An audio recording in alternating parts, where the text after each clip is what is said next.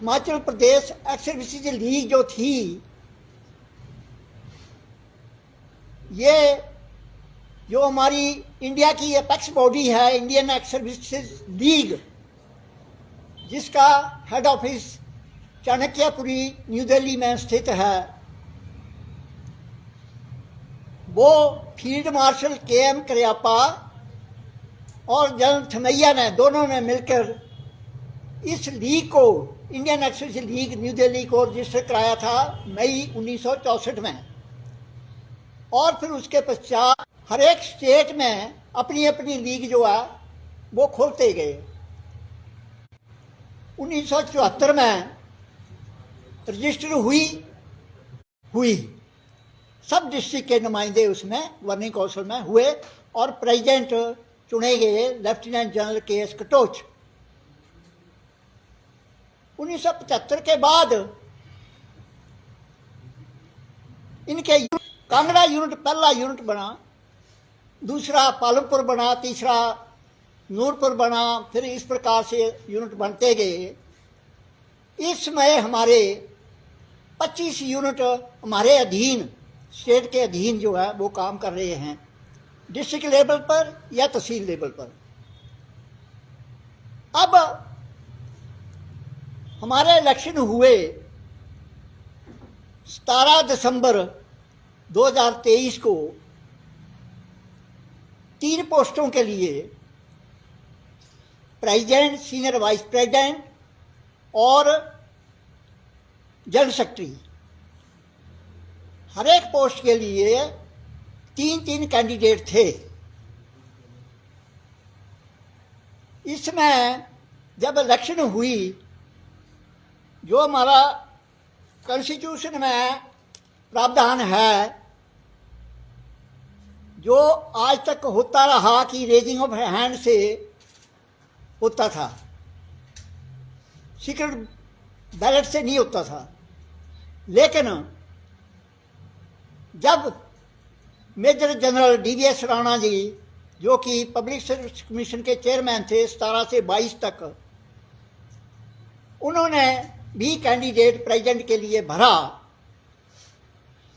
तो उनके साथी जो थे उन्होंने कहा कि ये सीक्रेट बैलेट से होना चाहिए इलेक्शन लीग की, ना कि रेजिंग ऑफ हैंड से। उनकी डिमांड पर इस कॉन्स्टिट्यूशन को, यह प्रोविजन जो है वोटिंग का, सीक्रेट बैलेट का, यह अमेंड किया गया। और 17 दिसंबर को जब वोटिंग हुई तो सीक्रेट बैलेट के द्वारा हुई, रेजिंग ऑफ हैंड से नहीं हुई। उस टाइम कोई ऑब्जेक्शन नहीं रेज किया गया। जब इलेक्शन कंडक्ट हुई, इलेक्शन के लिए हमारे रिटायर्ड 2 कर्नल जो एडवोकेट हैं, उनको करने के लिए किसी कैंडिडेट ने कोई ऑब्जेक्शन नहीं किया कि ये संस्था रजिस्टर्ड है या नहीं है। और जब रिजल्ट निकला, उसमें भी सारे कैंडिडेट जो थे वो हाजिर थे, उनके सामने ये अनाउंस किया गया। इसमें कर्नल वाई.एस. राणा 6 वोटों से जीत गए और मेजर जनरल डी.वी.एस. राणा जी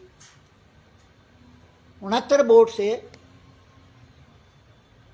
वो हार गए। किसी ने जो हारे हुए कैंडिडेट थे, सीनियर वाइस प्रेसिडेंट या जनरल सेक्रेटरी, किसी ने कोई ऑब्जेक्शन नहीं किया उस टाइम, ना ही इन्होंने किया। 17 दिसंबर के बाद 1 जनवरी को इन्होंने, मेजर जनरल डी.वी.एस. राणा जी ने हिमाचल हाई कोर्ट में ये इलेक्शन जो थी 17 दिसंबर की, ये चैलेंज कर दी बाय वे ऑफ रिट। और 2 जनवरी को हाई कोर्ट ने जो newly elected 3 president, senior vice president और जनरल सेक्रेटरी थे, इनको रिस्ट्रेन कर दिया अपनी ड्यूटी करने के लिए, जब तक इसका फैसला नहीं होता। तो तब से जब स्टे ऑर्डर लग गया तो न्यूली इलेक्टेड जो प्रेसिडेंट, सीनियर वाइस प्रेसिडेंट और जनरल सेक्रेटरी है, उन्होंने ली के हेड ऑफिस में आना बंद कर दिया। लेकिन उससे पहले 21 दिसंबर को इन्होंने इलेक्शन के बाद अपनी गवर्निंग काउंसिल जो थी वो गठित कर दी। अब मैं बताना चाहता हूँ शुरू से कि जब ऑफिस जब रजिस्टर हुई थी 74 में, तो हेड ऑफिस शिमला था, सैनिक रेस्ट हाउस लॉन्गवुड। हमारी एनुअल मीटिंग वहाँ पर हुआ करती थी, कभी ऊना में जगह जगह होती थी एनुअल मीटिंग जो हुई। तो 84 में इलेक्शन जो हुए उसमें प्रेसिडेंट थे लेफ्टिनेंट टी.एस. नेगी, जो उस समय विधानसभा के स्पीकर थे, वो अध्यक्ष थे ली के भी। तो 84 में जब शिमला में इलेक्शन हुए तो उन्होंने कहा कि मैं आगे अब प्रेसिडेंट के लिए मैं नहीं आऊँगा, लेकिन मेजर विजय सिंह मनकोटिया जो हैं ये एमएलए हैं और नए हैं, यंग हैं, अभी आप इनको प्रेसिडेंट चुने। तो हाउस ने यूनानिमसली सर्वसम्मति से इनको प्रेसिडेंट चुना और मुझे जनरल सेक्रेटरी चुना। तो उसमें हाउस ने यह किया, यह डिसाइड किया बाय वे ऑफ रेजोल्यूशन कि पहले तो हेड ऑफिस इसका शिमला में था, रजिस्टर्ड हेड ऑफिस जो शिमला में है, लेकिन क्योंकि प्रेसिडेंट, जनरल सेक्रेटरी और अदर ऑफिस बेयर जो हैं वो अब कांगड़ा के इलेक्ट हुए हैं, इस करके अब इसका ली का जो हेड ऑफिस होगा वो एज कैंप ऑफिस धर्मशाला सैनिक रेस्ट हाउस में काम करेगा।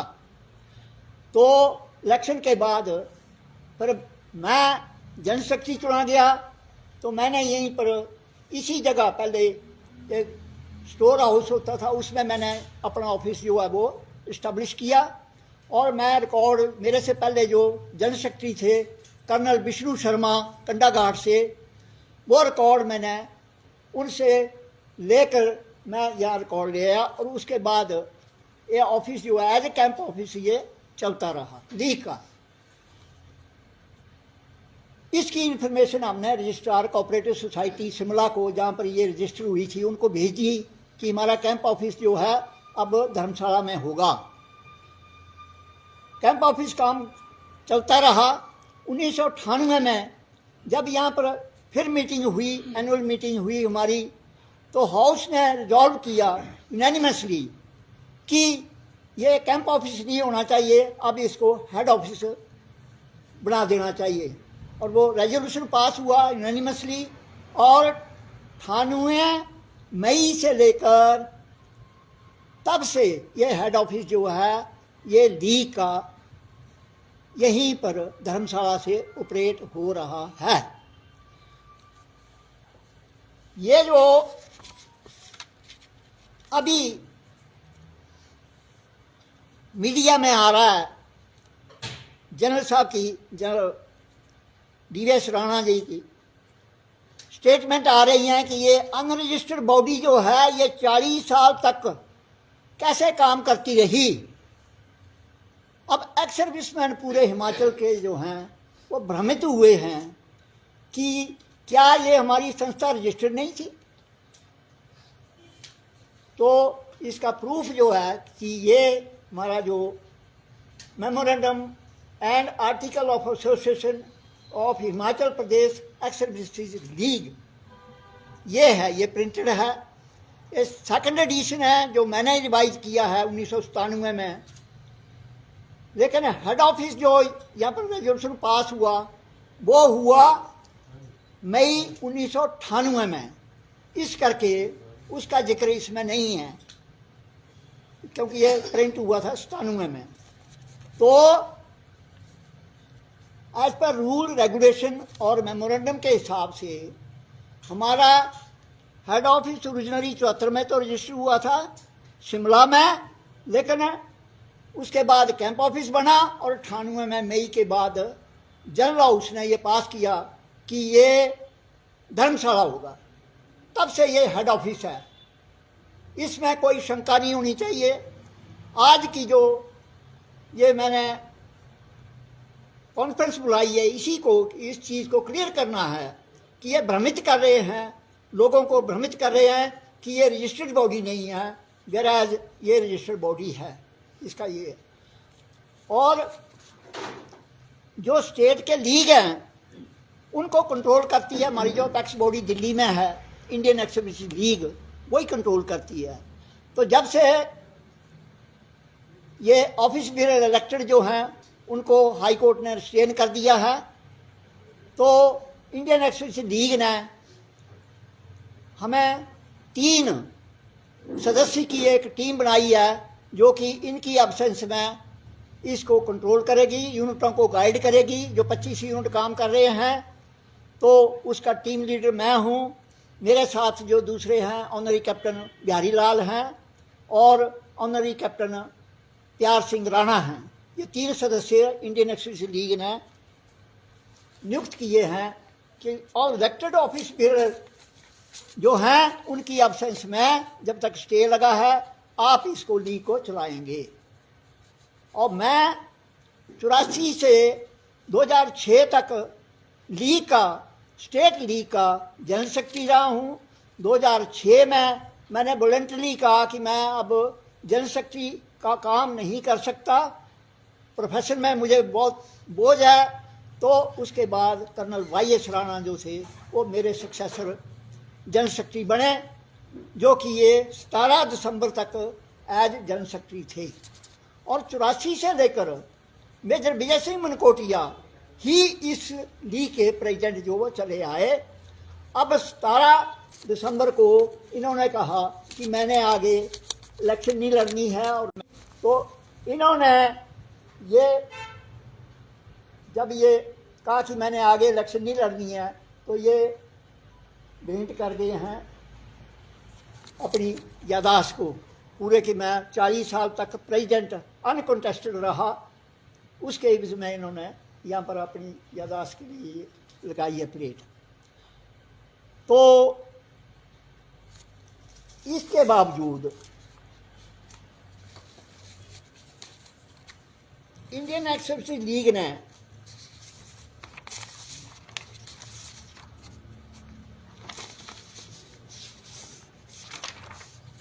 ये letter Indian ex service league New Delhi address किया है Shri VB Farkha IAS chief secretary government of Himachal Pradesh welfare military veterans.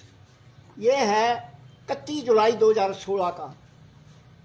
इसमें लिखा है इस लेटर में कि हिमाचल प्रदेश में केवल एक ही संस्था है एक्स सर्विसमैन की, वो है Himachal Pradesh ex service league, जो हमारा यूनिट है, एक यूनिट है, स्टेट यूनिट है।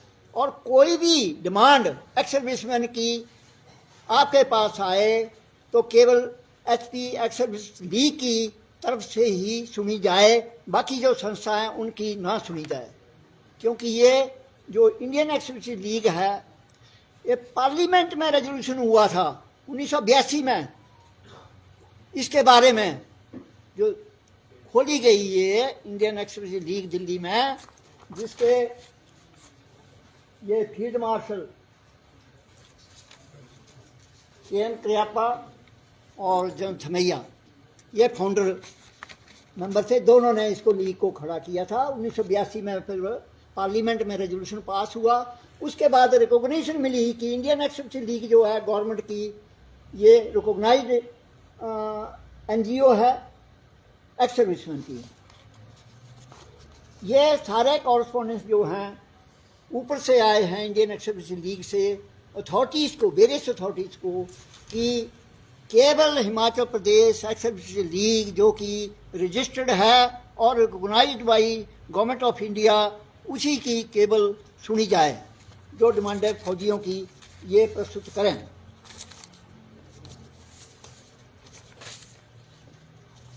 ये जो जब 74 में रजिस्टर की थी तो इसका सर्टिफिकेट जो है इशू किया रजिस्ट्रार ने, certificate of registration number 190/74 dated 8 February 1974। I hear by certify that the IESL HP Shimla 3 has this day been registered under the Society Registration Act 21 of 1860।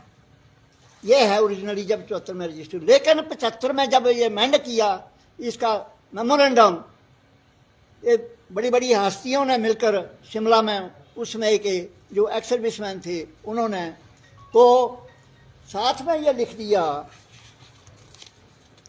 कि Indian ex league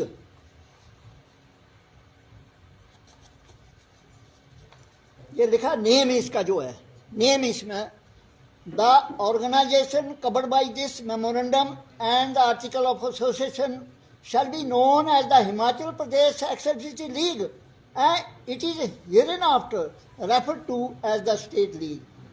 The registered office of the State League shall be at Sainik Rest House, Longwood, Shimla।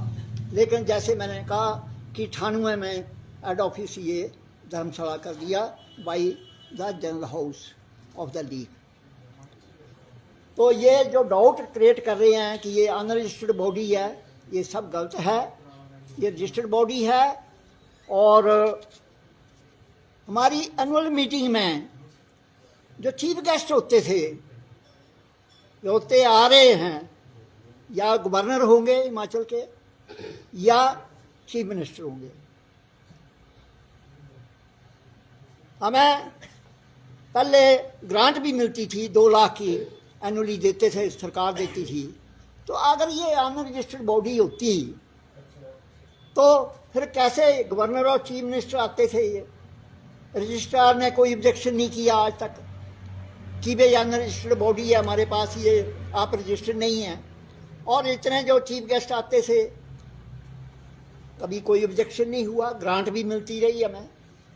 अब ये जिस जगह हम बैठे हैं, हमने 2008 में honourable chief minister Shri Prem Kumar Dhumal जी को कांगड़ा में एज ए चीफ गेस्ट बुलाया और जो पॉलीटेक्निक कॉलेज है वहाँ पर उनके ऑडिटोरियम में हमारी मीटिंग हुई। फुल कैबिनेट आई हुई थी। हमने डिमांड रखी कि हमारे लिए ज़मीन दी जाए जहाँ पर हम लीग भवन बना सकें। उन्होंने तुरंत डीसी को कहा कि 2 कनाल भूमि इनको धर्मशाला में दे दो और 1 करोड़ रुपया उन्होंने कहा कि भवन के लिए मैं सैंक्शन करता हूँ, आप भवन बनाइए। वो ज़मीन यहाँ सामने ये सैनिक रेस्ट हाउस के सामने अपोजिट जहाँ ब्रिज जाता है वहाँ उसके साथ ही लगती वो 2 कनाल ज़मीन हमें दी। लेकिन जब उसका एस्टीमेट बना तो 2 करोड़ 80 लाख का बना। फिर इन्होंने ज़मीन तो वो दे दी लेकिन भवन के लिए कहा कि इतना पैसा हमारे पास नहीं है। तो फिर इसकी फाउंडेशन जो है वो 2015 में यहाँ पर रखी, यहाँ पर इस भवन की। तो इसका नाम दे दिया गया सैनिक कल्याण भवन। और 17 में ये तैयार हो गया। 17 में ही फिर उस समय के चीफ मिनिस्टर श्री वीरभद्र सिंह जी ने जब म्यूजियम का उद्घाटन किया तो उसी दिन ये बिल्डिंग जो है हमें लीग को दी गई। तब से हमारा हेड ऑफिस जो है अब इस बिल्डिंग में चल रहा है। तो